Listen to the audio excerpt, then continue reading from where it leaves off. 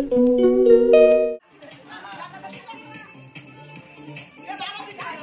মার মার মার মার।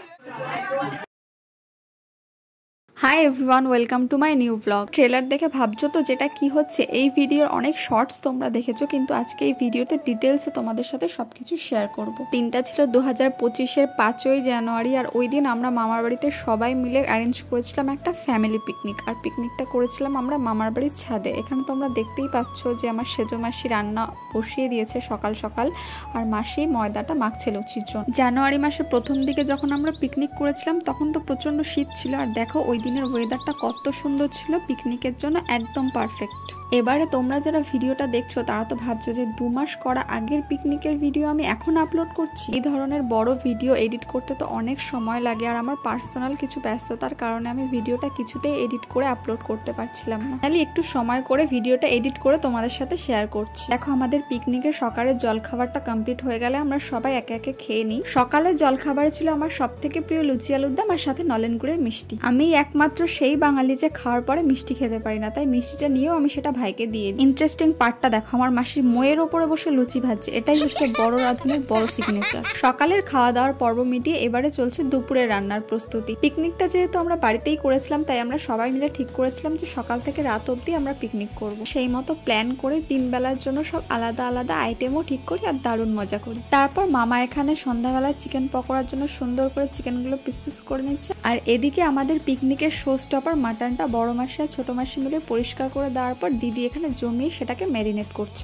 এই কি সবাই একই সাথে একই দিকে কোথায় তাকিয়ে আছে? আসলে বড় মাসি আমাদের শো স্টপার মাটনটাকে রসিয়ে বসিয়ে রান্না করছিল, তো এবারে সবাই সেটাই মনোযোগ দিয়ে দেখছে যে মাটনটা ঠিকঠাক রান্না হচ্ছে কি। এবারে তোমাদের বলি আমাদের দুপুরের আইটেমের মধ্যে কি কি ছিল। সাদা ভাত, ভেজ ডাল, আলু ঝুরি ভাজা, পটল চিংড়ি, সর্ষে পাবদা, মাটন কারি, স্যালাড, চাটনি, পাঁপড়, মিষ্টি, আইসক্রিম। সব রান্না হয়ে যাওয়ার পর আমরা সবাই মিলে একসাথে গোল করে খেতে বসে পড়ি। পিকনিকই হোক বা অন্য কোনো অনুষ্ঠান, বাড়ির মধ্যে এমন অনুষ্ঠান হলে বাড়ির সবাই মিলে একসাথে এইভাবে জমিয়ে গোল করে খেতে বসার কিন্তু মজাই আলাদা। এটা আমার খুব ভালো লাগে। তো এরকম আমার মতো কারা কারা আছে অবশ্যই আমাকে কমেন্ট করে জানিও। খাঁটি বাঙাল বলে কথা, তো দুপুরের খাওয়া দাওয়ার পর একটু না ঘুমালে হয়। ঘুম থেকে উঠে ছাদে এসে দেখি এদিকে সেজো মাসি রাতের খাবারটা তৈরি করছিল।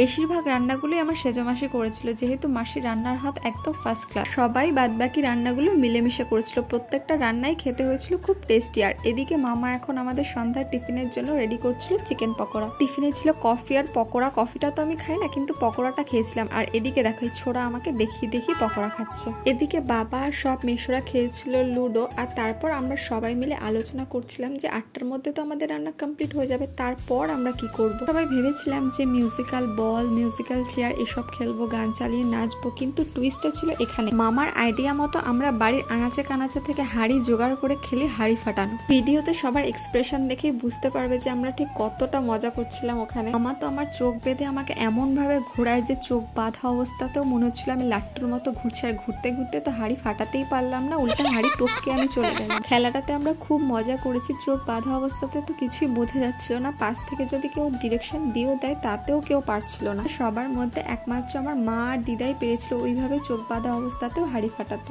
খেলাধুলার পর আমরা অনেক মজা করি। তারপর আমরা রাতের খাবারটা আবারও সবাই মিলে একসাথে খাই। রাতের খাবার ছিল ফ্রাইড রাইস আর চিলি পনির। এইভাবেই পিকনিকের দিনটা খাওয়া দাওয়া আর মজার মধ্যে দিয়ে আমরা সারাদিনটা কাটিয়েছিলাম। ভিডিওটা কেমন লাগলো কমেন্ট করে জানিও। ভালো লাগলে একটা লাইক করো। এরকম ভিডিও আরো দেখতে হলে আমার চ্যানেলটা সাবস্ক্রাইব করে পাশে থেকো। বাই।